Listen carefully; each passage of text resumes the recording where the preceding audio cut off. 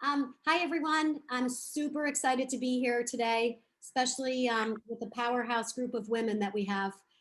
Teresa and I were chatting about the group that was going to be joining us, so I'm grateful for the opportunity. And hopefully, some of the tips that have worked for me within my professional career can maybe work for you. And some of them might actually be really basic for you because as I've looked through some of your profiles, you seem to be pretty successful before ever speaking to me. So throw in some tips of your own because I'm always looking to grab a few new ones. So just a little bit about me, and Teresa kind of just filled you in, but most of my career has been in hospitality. You seem to learn a lot when you're in hospitality.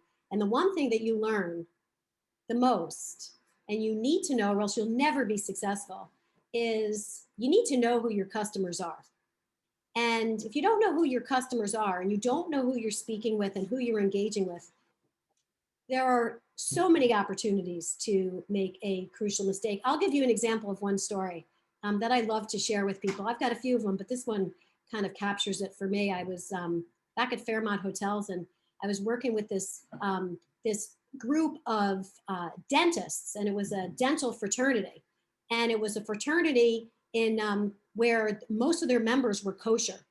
And so we went out to the hotel and we did a site inspection in Arizona. And then the salesperson started to talk about the incredible suckling pig on the menu at this restaurant. And he went on and on and on about the suckling pig. And I'm looking at him and I'm trying to give him all these waves like, cut it off now. It's a kosher program. They're not looking for suckling pig. And it's just an example I give to so many people because that's a perfect example of not knowing who your customer is and not knowing, what's important to them. And then, when you're speaking with a bunch of a large group of people, it's important to know, are they, what is their age range? That tells you a lot about the audience. We own a winery. We do sometimes 3 virtual wine experiences a day. Our wine experience will greatly change with the CFO conference we hosted last night versus the insurance brokers we had on the hour prior. So it's so important to know who your customer is so that you can connect with them and you can engage with them and you can bring relevance to your interaction with them. And then when you turn that all around and you show them that you understand who they are and that you want to help them achieve their objectives, you then have just a recipe for full success. So it's really, really important to know who you're talking to do your background checks. And I don't mean necessarily like investigative reporting, but I know that there's a salon, an entrepreneur salon and high-end salons, and you clearly do an interview with that customer the first time you meet them, whether it's your hair is oily or it's dry. It's the same thing in any industry. You need to know who you're speaking to. You need to know, what's important to them. And once you know that and you try to then find a way to get to their objectives and to help them obtain them, you are a win. So I'm going to stop right there and ask if there's any questions. Pretty obvious, right? I mean, you're all successful women, and we know that, if you're designing drapes for somebody's home, you are not going to put in French country drapes when you know that their taste is ultra contemporary, right? So it's pretty basic. And as I said, I'm sure this is not a tip that all of you need. It's always nice I actually think through that every time I'm speaking to someone on a call or, when I meet with them personally. Marla, I have a question. How much research should you do on your customers before a big wine tasting event, or how long do you spend checking them out? And do you ask them a lot of questions about themselves, or do you do kind of private research? Like, what do you do? So with our virtual wine experiences, the first question I ask the host is, who are the attendees? Are they customers? Are they internal people? What if they're internal, what is their job? What is their role within your company? Where do they live? I mean, that's a big thing for us to know because we have to ship them wine. But where people live tells you a lot about them also. And so that's the first thing you ask. And it's funny. It actually, it gives me a charge when I ask a meeting or event planner, tell me about your group. And they say to me, well, I don't know. Why do you need to know that? And to me, it's like shocking that you as the event planner don't want to communicate that to me, because that's how I'm going to make this experience for your group outstanding. So sometimes, very recently, a bank, I asked that planner the very question. She's like, gosh, I don't know. And then when she came back to me and she said, I'm so glad you asked me to go and find out. It really helps me understand why they want, the program to run in this fashion. And then in terms of research, yeah, we do our research. So we've got this nice little tool called LinkedIn. And my husband is like brilliant at like jumping on LinkedIn. Like before last night's CFO conference, oh boy, we were on LinkedIn finding out who worked for who, what company they worked for. And guess what happened? What happened was we made immediate 6 degrees of separation with 4 of those people on that call.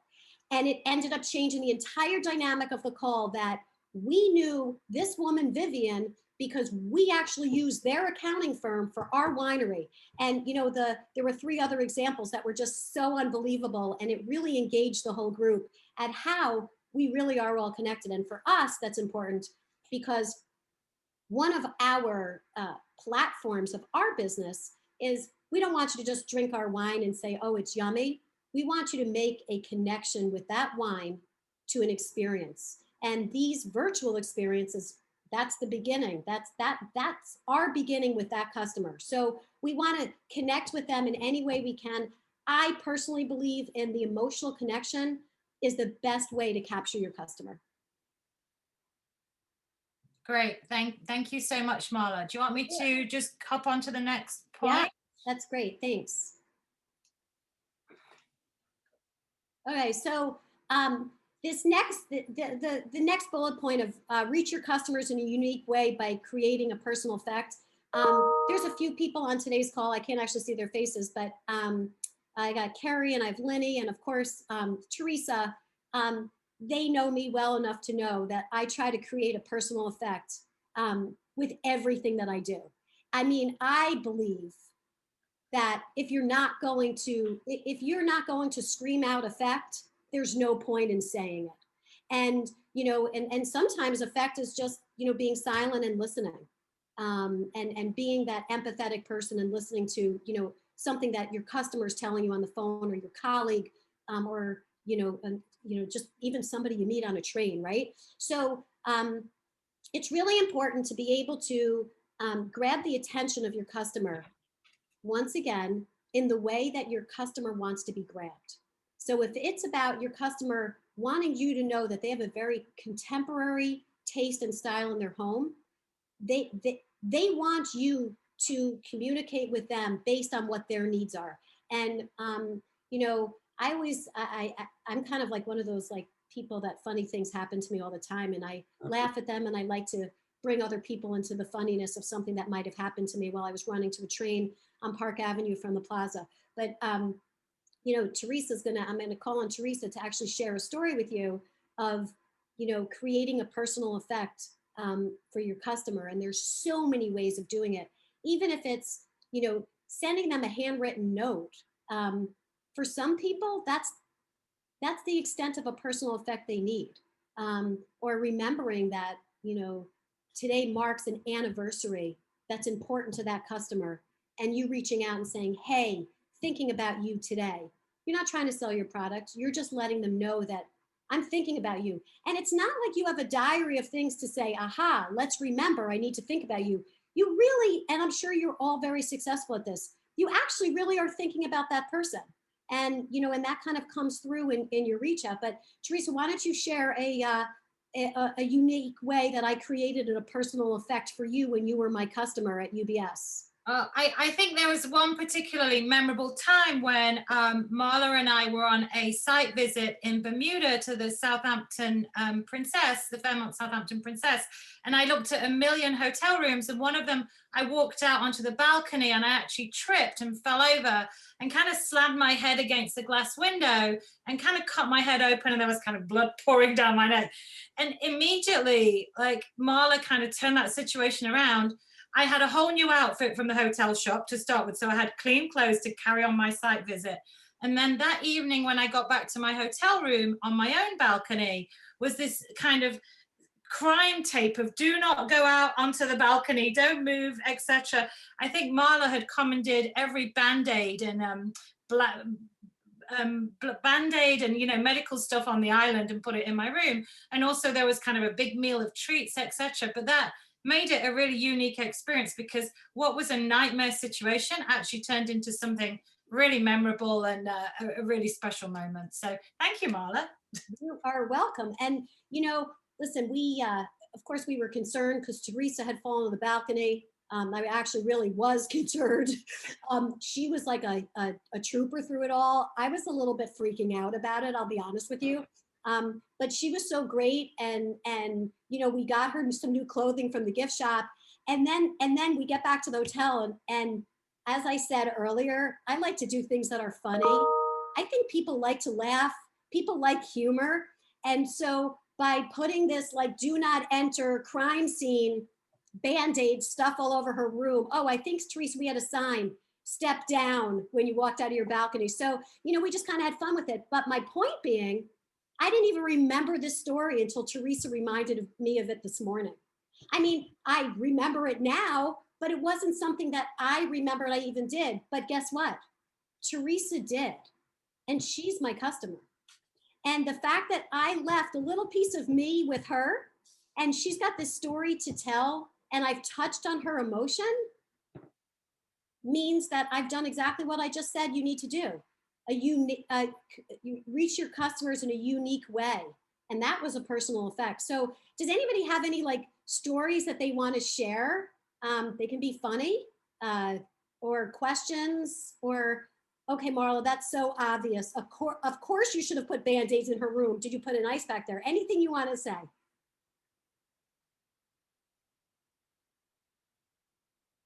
Okay, so we can go on to the next point then. Oh wait, do we? Karen, did you have anything? Oh no, we just lost it. Okay.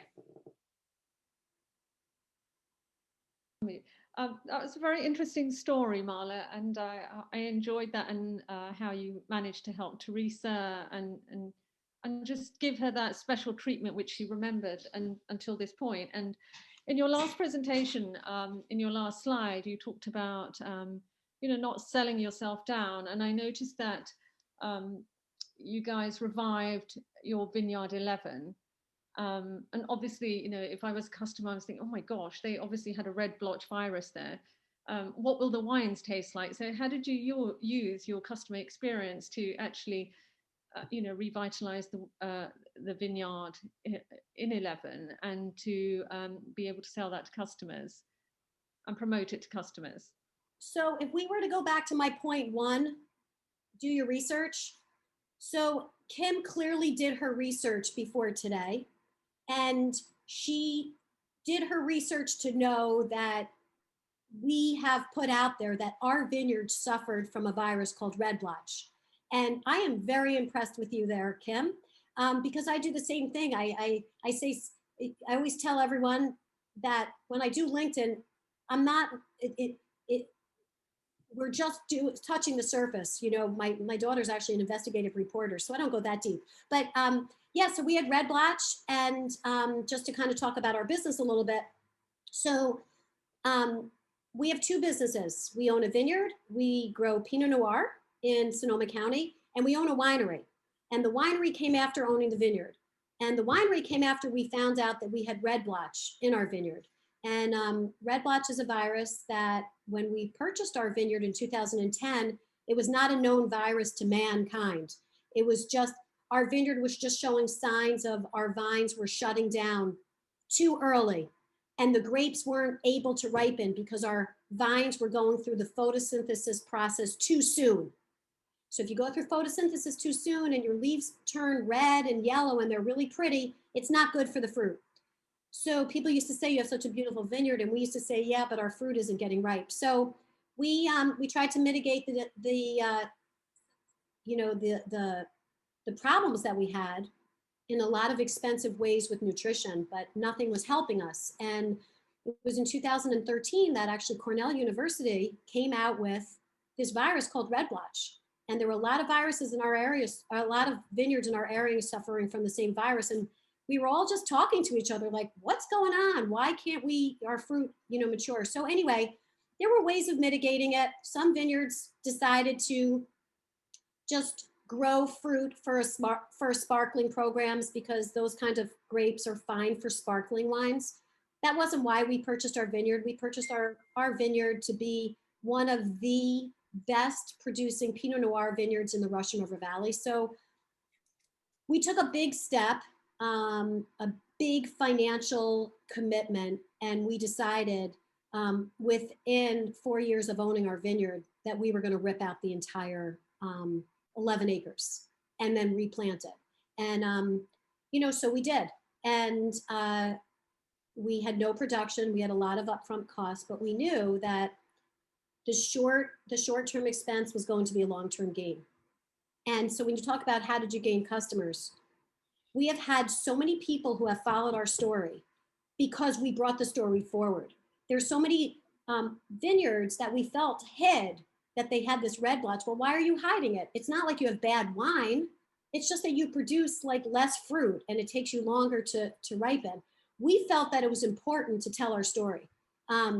And what happened with that story was that by telling it, we had a very kind person reach out to us and say to us, that in 2000, and I forget what year it was, the US government, the crop people, I don't know all the terminology, have determined that a vineyard is just like a tree farm. And a tree farm, you are allowed to reach out to the government for assistance if more than a certain percentage of your tree farm has a virus. Had we have not told our story, we wouldn't have known that. So we applied to this governmental program, and lo and behold, we were able to receive some funds, not a lot, but something.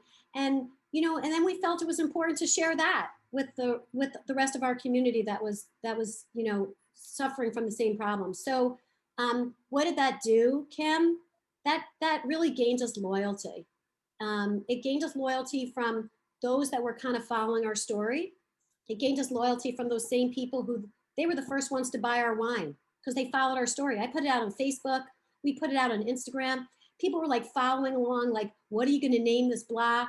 And then, to start producing wine and to actually be selling the product is, that was the outcome of it for us. And we also gained loyalty from our local community by sharing with them our information because it helped them navigate through the system as where, we were kind of the first ones in to figure it all out. I hope that answered your question. Yes, it did, Marla. And it's so interesting to see how you've become pioneers in so many ways, including overcoming a virus and, effectively being successful as a result of it or in spite of it. So thank you very much. And Teresa, I'm very sorry I'm going to have to disappear now. So thank you. Thank you so much, Kim. Okay, so next point, Marla. Yep.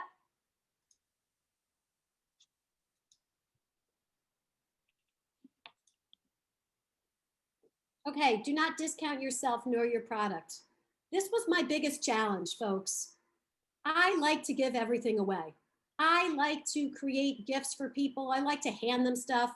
I always feel bad charging a friend for wine.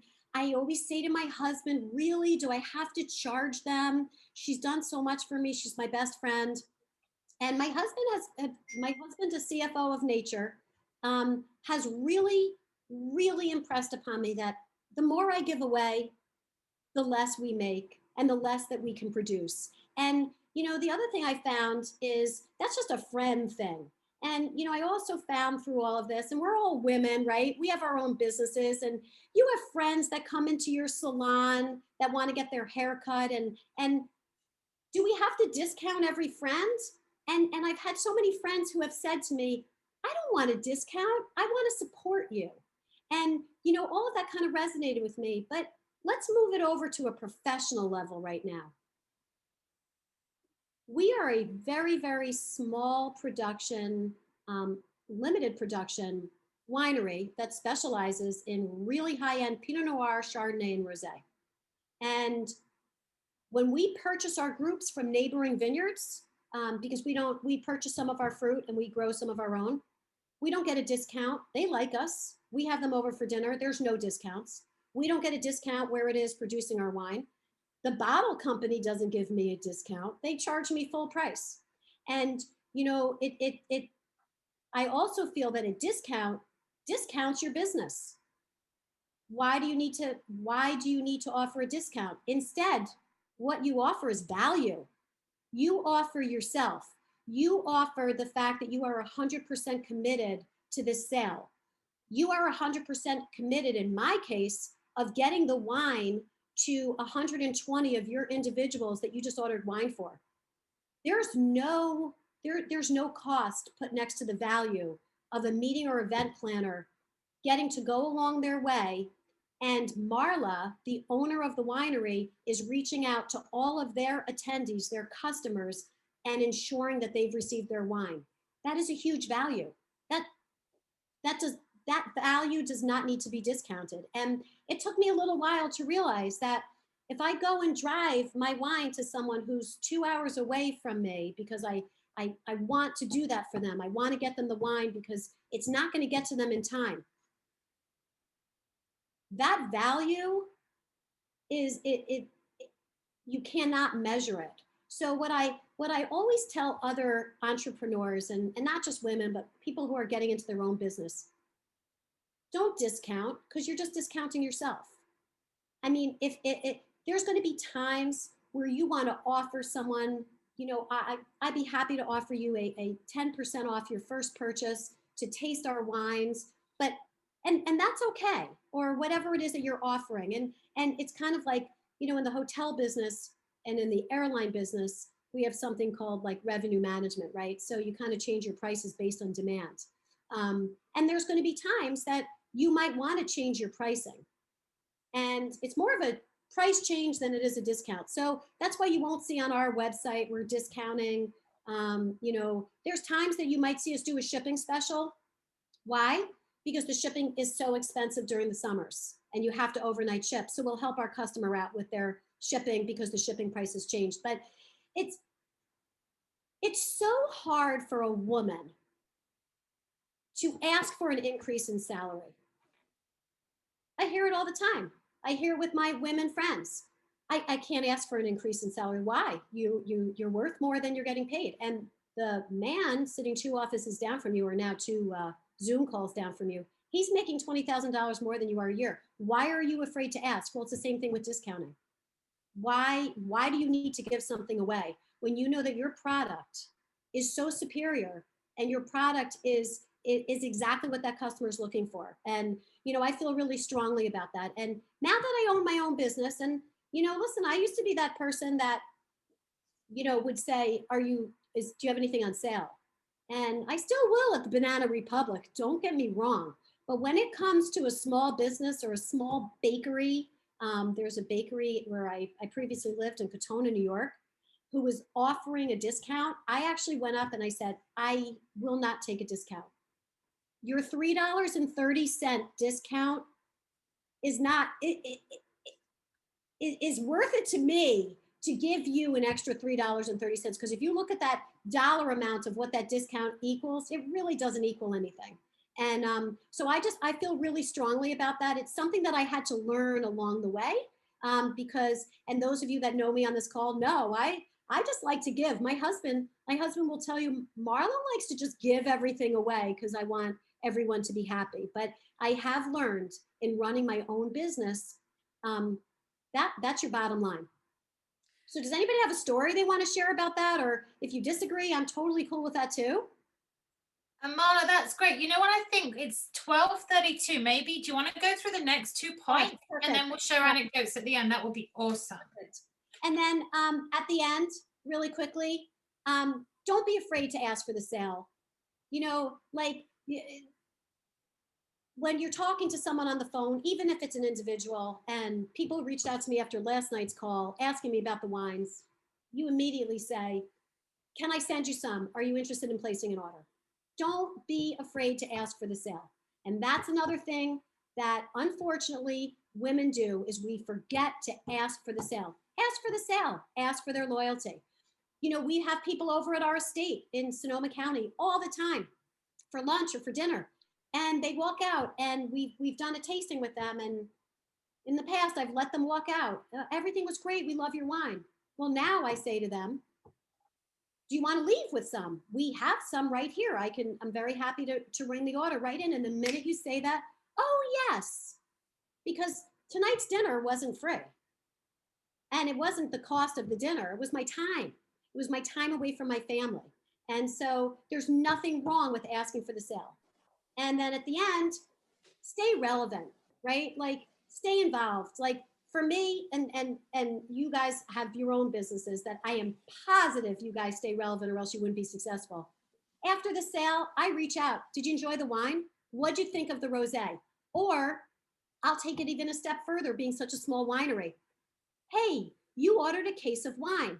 Are you going to be drinking that slowly, or are you going to be drinking with friends? Well, I'm going to be drinking with friends. Well, that's awesome. Let us know when you're drinking with your friends. Do you want us to zoom in and be in the vineyard and talk to you about our wines? Let us create an experience out of it. And I will tell you that 9 out of 10 of them have said, you would do that for us? Absolutely.